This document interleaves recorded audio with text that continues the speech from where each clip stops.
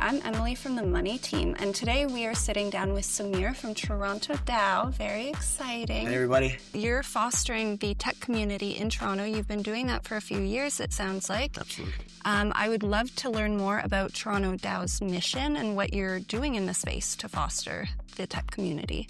Absolutely. A couple of years ago, we kind of thought that we were missing something in the community. And the word Toronto DAO was forming for a while. People were talking about it. Maybe we should do it. Maybe we should not do it. And then eventually we decided to kind of organize around that. Nice. And when I stepped in, I basically started with I realized that we actually need to rally around something that we all agree around.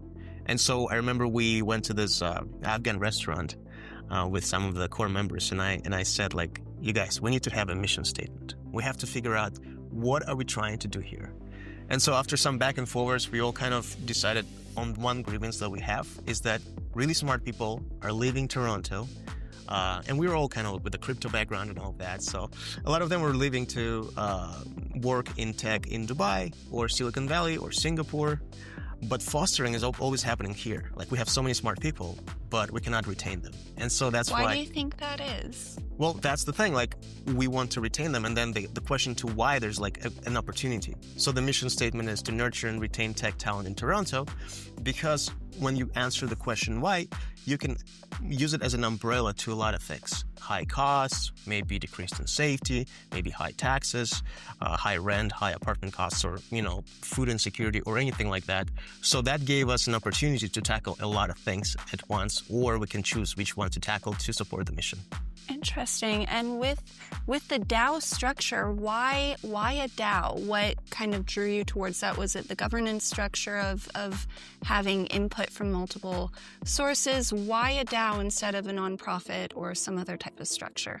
We all come from crypto background. Yeah. I've been an investor in crypto since 2017. I professionally work in the crypto industry since 2022. And so we kind of found each other, the co-founders and the core group and just like the general community. We were going to Bitcoin Bay meetups, other Web3 meetups as well. And that's kind of like the whole thing started with the crypto folks. And decentralized autonomous organization was something that's been, it's been talked about for a while in the past couple of years. And I read the book by Balaji Srinivasan called Network State, and he talked a lot about DAOs as well. And all in that kind of brought me to the feeling like, okay, DAO is maybe like the way to go. And again, like, this was already talked about before, and I even came a little later than that. So DAO was already established. Let's do a decentralized organization where everyone has a vote and we can make strategic decisions based on that vote. And how does your governance structure work? What would you say defines you in how that process looks like? So we're currently in development stage. We were working long and hard when we just started to develop like an on-chain membership. So we developed that membership, and then we had to onboard to some sort of a platform where we can vote. And the platform that we chose called Snapshot.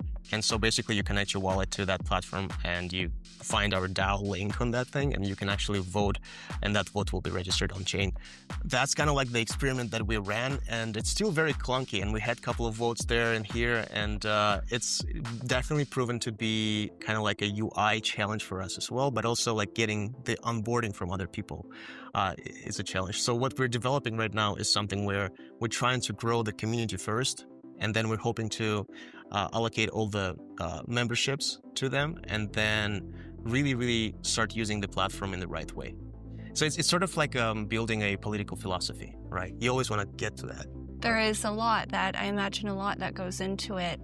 And so outside of the governance structure, the day-to-day of it, are you using AI right now? There's been a lot of talk about bringing AI. I know that you have an AI background, so I'm curious, are you using that? Or if not, is that on the roadmap to eventually utilize? Well, like any other progressive company, I think we're using AI on a day-to-day to just take notes when we have meetings. We use a lot of AI to generate content, for example, for our social media team. We even developed an app. We had a 3-hour app challenge at Toronto DAO as like one of our activities, and we created an AI wrapper, and it's called Bespoke Beaver. And the idea behind that is that you upload your Twitter profile to that, just like your Twitter handle, and through the calculations with Google AI, with OpenAI plus Exa, so 3 different AI tools, it's able to analyze your persona. It will tell you what kind of persona you are, analytical, like sports, boxing, and all of that. And then based on that, it will show you the map of Toronto. And on that map, it will show you 5 spots to visit based on your personality. That's all done through AI. Cool. And what would you say for leaders or anyone watching this who's trying to figure out how they can either retain tech talent or how they can foster a community themselves that kind of retains that? Because I think we are facing the challenge with so many opportunities coming up globally. Tech is global. And a lot of tech is they're being really seduced to places where maybe the money's better or the living conditions are better. What are some action points that people can do to retain tech talent and foster that community? Absolutely. So it's kind of like from the top level, it's government interference, right? You want to make sure that, maybe economically you have some sort of a leeway on taxes, or you want to have some legislation passed so that people actually can retain more money, save more money, or make more money as well. But that's like on the government side. And to be honest with you, we're still a small organization. We're a grassroots organization. So we cannot really influence that, like to have it on a large scale. On a small scale, what we're trying to do is let the talented people, talented and just enthusiasts as well, who are enthusiastic about tech, that you have opportunities to just hang out here with the like-minded people and brainstorm about the ideas. Because in the post-pandemic world, everyone's just sitting at home and they're not really comfortable going out, or they don't know where to go.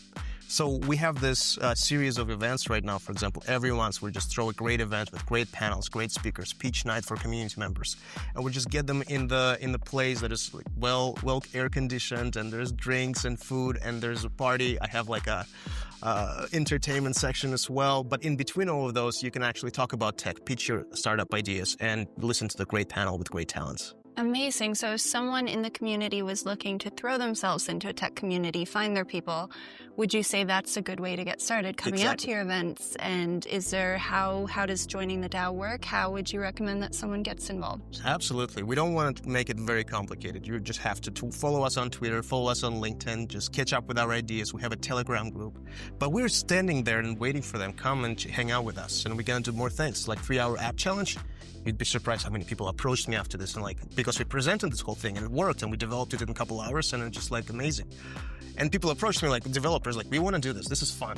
We want to create some sort of a tool, and just it helps them for their portfolios, and it just helps the community because it's like a DAO-related project that is locally Toronto, I'd say. Thank you for sitting down with me today. And yeah, I'm really excited. I'm going to attend some of these events I'm looking forward in the future, to it. and looking forward to hearing what Toronto DAO does. Fantastic. Thank you so much for your time. Thank you.